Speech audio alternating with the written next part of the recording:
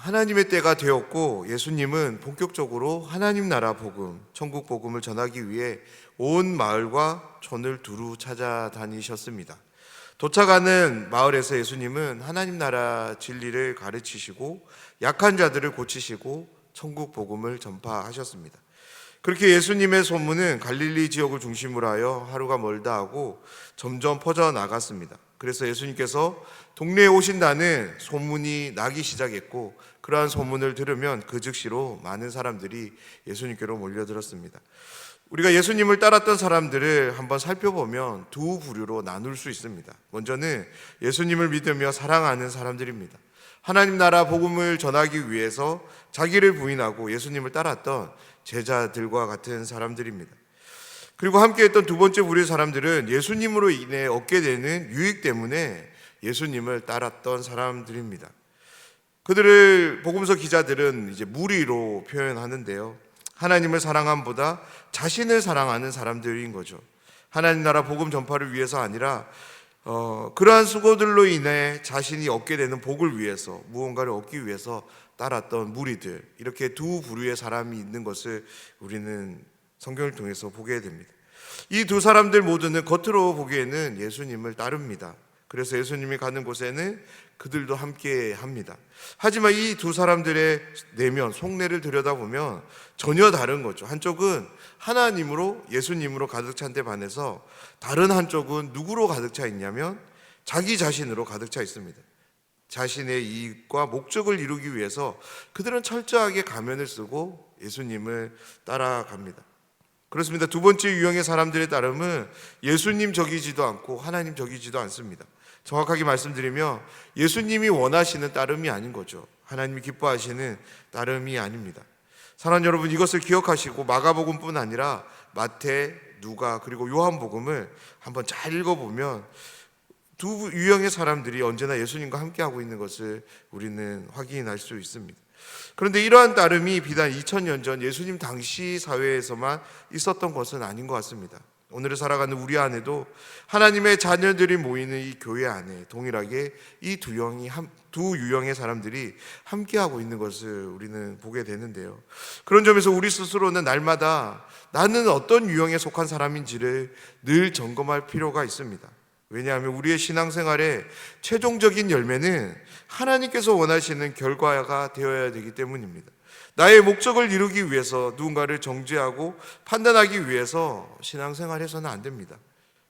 오늘 말씀을 함께 나누는 가운데 나는 어떤 유형의 사람인지를 정직하게 한번 돌아보는 시간 되기를 원합니다. 무엇보다 오늘 말씀을 통해서도 예수님이 하나님의 아들이 되심을 확인하며 진심으로 고백할 수 있는 시간이 되기를 간절히 소원합니다. 그런데 오늘 말씀에서 우리는 예수님과 함께 했던 또 다른 한 부류의 사람을 만나게 되는데요, 그들은 예수님을 따른 사람이 아닌 예수님을 쫓아오는 사람들이었습니다. 1절 말씀인데요, 바리새인들과 또 서기관 중 몇이 예루살렘에서 와서 예수께 모여들었다가, 마가는 게네사렛 지역에 도착하여 많은 병자들을 고치시는 예수님께로 또 다른 한 부류의 사람들이 찾아왔음을 우리에게 소개합니다. 그들은 바리새인과 서기관들로서 당시 유대교 지도자들이었습니다. 그들을 소개하며 새로운 사건을 이제 알리는데요, 새롭게 시작되는 사건의 원인이 2절에서 소개됩니다. 2절 말씀을 보면 예수님의 제자 중 몇 명이 이제 떡을 먹기 전에 이제 손을 씻어야 되는데 손을 씻지 않은 채로 그 떡을 먹었던 것 같습니다. 그것을 이제 바리새인들과 서기관들이 이제 보게 된 거죠. 그리고는 예수님을 향해 어떻게 유대인으로서 이렇게 행동할 수 있는지를 이제 묻기를 이제 시작하는 거죠. 그렇습니다. 예수님을 따르지 않고 쫓아온 사람들은 바리새인들과 서기관들로서 다름 아닌 예수님을 따르기 위해서 쫓아오는 것이 아니라 예수님을 문제 삼기 위해서, 예수님을 책잡기 위해서 늘 예수님께로 나왔던 사람들이었습니다. 우리는 마가복음이 로마의 그리스도인들을 위해서, 다시 말해서 유대인이 아닌 이방인들을 위해 쓰여진 복음서인 것을 우리는 알고 있습니다. 로마의 그리스도인들 가운데 유대인 그리스도인들도 있었겠지만 그들 중 대부분은 이방인인 상태에서 복음을 듣고 예수님을 믿고 영접해서 그리스도인이 된 사람들이었습니다. 그래서 그들에게 장로들의 전통과 유전에 대한 이해는 전혀 전무했던 것이죠. 왜냐하면 복음을 전했던 사도들 그리고 사도들과 함께했던 사람들이 장로들의 전통과 유전에 대해서 말할 필요가 없기 때문이에요. 왜냐하면 예수님 안에서 하나님이 주신 모든 말씀들이 율법들이 완성되었기 때문에 그런 거죠. 하지만 마가는 상황적인 이해를 돕기 위해서 로마의 그리스도인들에게 전통과 유전에 대해서 3절을 시작으로 잠시 친절하게 설명을 해줍니다. 사랑하는 여러분, 여기서 우리가 한 가지를 확인해야 되는데요. 그렇다면 장로들의 전통과 같은 법들이 언제부터 무엇 때문에 만들어져서 지켜지게 되었을까요? 정확하게 연대를 추정할 수는 없지만 바벨론 포로기 이후에 유대인들이 이방인들과 이방 문화와 접하는 상황이 점점 많아짐에 따라서 유대인들은 율법을 순수하게 지켜가기 위해서 무엇보다 하나님 앞에서 자신들의 정결함, 거룩함을 지켜가기 위해서 이러한 법적인 제도들을 만들었고 지켜갔던 것입니다. 그렇습니다. 처음 이러한 전통과 유전들을 고안해서 지킨 것은 하나님 앞에서 거룩한 삶, 하나님 앞에서 구별된 삶을 위해서 특별히 레위기 말씀을 통해 주신 모든 계명들을 철저하게 지켜내기 위해서 유대인들은 이러한 전통과 유전들을 만들어냈던 것입니다. 내가 거룩하니 너희도 거룩하라는 이 하나님의 강력한 말씀을 신실하게 지켜가기 위해서 좋은 마음으로 그들은 만들었던 것이죠. 계속되는 이방인들과의 교류 속에서 유대인들에게 있어서 이방인은 부정한 사람들이었기 때문에 부정한 이방 사람들과 함께 생활하는 가운데 정결함을 유지하기 위해서 그들 하나부터 열까지 철저하게 정결 예식을 규정하여 지킬 필요가 있었던 것입니다. 그런데 문제가 무엇이냐면 세월이 흘러오면서 이 전통들이 이제 처음 그 정신을 잃고 이제 제도화되고 관습화된 것이 문제인 거죠. 더 큰 문제는 뭐냐면 하나님의 말씀으로 주어진 율법처럼 그들이 여겼다라는 것입니다. 바로 율법의 권위를 갖게 된 것이 가장 큰 문제입니다. 그렇기 때문에 전통과 유전을 따르고 있는 유대 사회에서 제자들이 손을 씻지 않은 것은 단순하게 생각해도 되는 일이 아닌 거죠. 왜냐하면 이것은 하나님의 말씀을 어기는 것과 같이 여겨졌기 때문입니다.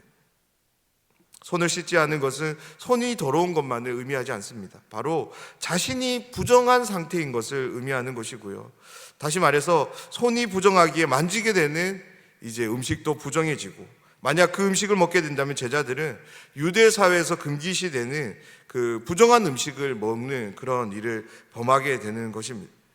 바리새인들과 서기관들은 당시 유대교 지도자들에게 이 상황을 가만히 두고 볼 수 없었던 것이죠. 왜냐하면 전통을 지키는 것이 옳은 것으로, 바른 것으로, 하나님을 기쁘시게 하는 것으로 그들은 이해하고 있었고 믿고 있었기 때문입니다. 그래서 그들은 잠잠하게 가만히 있지 않습니다. 예수님께로 나아가는데요. 그리고는 이렇게 묻습니다. 5절 말씀입니다. 이에 바리새인들과 서기관들이 예수께 묻되 어찌하여 당신의 제자들은 장로들의 전통을 준행하지 아니하고 부정한 손으로 떡을 먹나이까? 바리새인들과 서기관들은 자신들이 믿고 이해하고 있는 바에 근거해서 전통과 유전이 마치 율법과 동등한 권위를 가지는 것으로 이해하고 예수님께 이렇게 묻습니다. 왜 당신의 제자들은 장로들의 전통을 지키지 않습니까? 왜 부정한 손으로 떡을 먹습니까? 라고 이렇게 묻는 거죠. 사랑하는 여러분, 제 아무리 하나님을 섬김에 있어서 그리고 하나님을 향해 우리의 마음과 정성을 온전히 드러낼 수 있는 행동이 있다 할지라도 그것이 우리에게서, 사람에게서 고안되고 만들어진 것이라면 절대 하나님의 말씀이 갖는 권위를 가질 수 없음을 여러분 기억하시기를 부탁드립니다. 그렇습니다. 하나님의 말씀만이 가질 수 있는 특별한 권위가 있습니다. 이 세상의 어떤 것들로도 하나님의 말씀과 동등한 위치에 설 수 없음을 우리가 인정해야 될 것입니다. 아무리 내가 큰 환상을 보고 꿈을 꾸고 음성을 들었다 하더라도 내 안에 주어진 은사를 통해 갖가지 능력들이 나타나서 정말로 놀라운 기적들을 내가 펼쳐 보인다 할지라도 우리 스스로가 그 모든 것들을 하나님의 말씀의 권위 아래 놓을 수 있어야 되는 거죠. 왜냐하면 오직 하나님의 말씀만이 진리이고 영원하기 때문입니다. 그래서 이어서 예수님의 답이 이렇게 주어지는데 6절 말씀입니다. 이르시되 이사야가 너희 외식하는 자에 대하여 잘 예언하였도다. 기록하였으되 이 백성이 입술로는 나를 공경하되 마음은 내게서 멀도다. 예수님은 바리새인들과 서기관들을 향해 이사야의 말씀으로 답을 하시는데요, 그들을 향해 외식하는 자라고 이제 직설적으로 이제 말씀하십니다. 예수님께서 그들을 향해 외식하는 자로 말씀하신 이유와 근거들을 이제 다음 구절에서 계속 설명을 하는데요, 7절 말씀을 보면 전통과 유전에 대해서 사람의 계명으로 말씀하시고요, 8절에서는 하나님의 계명을 버리고 사람의 전통을 지킨다라고 말씀합니다. 9절에서는 이 전통들을 지키기 위해서 하나님의 계명을 너희들이 저버렸다라고 말씀합니다. 이런 행동들을 통해서 예수님은 그들이 외식하는 자라고 자인 것을 밝히십니다. 그러면서 핵심적으로 이제 10절로 말씀을 하시는데 10절 말씀입니다. 모세는 내 부모를 공경하라 하고 또 아버지나 어머니를 모욕하는 자는 죽임을 당하리라 하였거늘. 바리새인들과 서기관들이 전통과 유전의 권위를 빌어서 예수님께 질문했다면 예수님은 하나님의 말씀의 권위를 빌어서 바리새인들에게 답을 합니다. 예수님께서 인용한 하나님의 말씀은 이제 10계명 중 5번째 계명인 이제 부모 공경에 대한 계명인데요, 바리새인들과 서기관들에게 이 5번째 계명을 말씀하신 것은 이들이 다른 모든 계명들은 잘 지켰는데 유독 5번째 계명만 잘못 지켰기 때문에, 잘 지키지 않았기 때문에 이 계명으로 그들을 교훈하시는 것이 아니라 당시 사회에서 가장 빈번하게 어겨지고 있는 계명이 바로 이 계명이었기 때문에 예수님은 5번째 계명인 부모 공경을 통해서 그들이 무엇을 참되게 지켜야 되는지를 말씀하고 계십니다. 11절 말씀을 보면 너희는 이르되 사람이 아버지에게나 어머니에게나 말하기를 내가 드려 유익할 것이 고르반 곧 하나님께 드림이 되었다고 하기만 하면 그만이라 하고, 예수님의 말씀을 보면 고르반이라는 이제 제도가 있었던 것 같습니다. 당시 사회는 이제 5번째 계명인 부모 공경의 계명을 이제 이 고르반 제도를 통해서 회피하고 있었던 것을 이제 보게 되는데요, 고르반에 대해서 잠시 말씀드리면 레위기 율법을 보면 이제 하나님께 드리기 위해서 거룩하게 구별되는 헌물, 이제 제물이 있었습니다. 이 제물에 대해서 이제 히브리어로 코르반이라는 이제 표현을 하는데요, 당시 사람들이 이제 이 의미를 이렇게 사용한 것이죠. 갑작스럽게 부모님에게 어려운 일이 찾아옵니다. 그래서 자녀들에게 도움을 요청하는데요, 그러면 부모를 공경해야 되는 자녀들은 계명을 준수하기 위해서 자신이 가진 물질로 또는 자신의 시간을 들여서 부모를 마땅히 도와야 했습니다. 그런데 어떻게 했냐면 하나님을 향해 이제 고르반을 외친 거죠. 나의 시간과 물질을 이제 하나님께 드렸습니다라는 이 말을 통해서 부모에 대한 모든 공경의 의무를 이행하지 않아도 되는 그런 제도가 만들어졌던 것입니다. 전통과 유전의 입장에서 고르반은 아무런 문제가 되지 않았습니다. 그런데요, 하나님의 말씀, 계명의 입장에서 고르반은 문제가 되는 거죠. 그래서 예수님은 13절의 말씀으로 그들을 이렇게 책망하십니다. 너희가 전한 전통으로 하나님의 말씀을 폐하며 또 이 같은 일을 많이 행하느니라 하시고, 사랑하는 여러분, 오늘 예수님은 하나님의 입장에 서서 하나님의 뜻, 하나님의 말씀이 무엇인지를 정확하게 대변하고 계십니다. 그렇다면 예수님은 무엇 때문에 이런 행동을 하고 계시는 것일까요? 바로 예수님이 하나님의 아들이 되시기 때문에 그런 거죠. 아버지의 마음을 누가 가장 잘 헤아릴 수 있을까요? 만약 아버지에 대한 반대의 입장을 누군가가 이야기할 때 누가 아버지의 입장에 서서 용기 있게 가장 잘 대변해 줄 수 있을까요? 그것은 바로 아들인 거죠. 그렇습니다. 오늘 예수님은 하나님의 아들로서 하나님의 입장, 하나님의 마음을 대변하고 계십니다. 바리새인들과 서기관들이 예수님께 해온 질문 앞에 그렇게 답하고 계신 것입니다.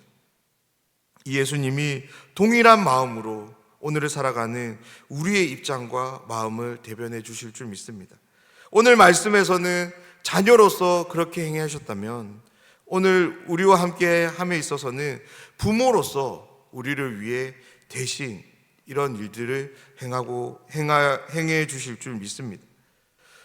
우리가 싸울 것을 대신 싸워주시며 격려할 것이 있으면 격려하시고 도움과 용기가 필요하다면 그 모든 것들을 때에 맞게 우리에게 주실 줄 믿습니다. 왜냐하면 예수님은 하나님의 아들인 동시에 우리에게서는 하나님 아버지와 같은 분이 되시기 때문입니다. 오늘 하루도 이 예수님을 온전히 바라볼 수 있는 믿음이 우리 모두와 함께 하기를 원합니다. 그래서 이 예수님을 온전히 믿음으로 바라보고 의지하고 살아가는 신실한 하나님의 아들, 딸들이 되시길 주님의 이름으로 축원합니다.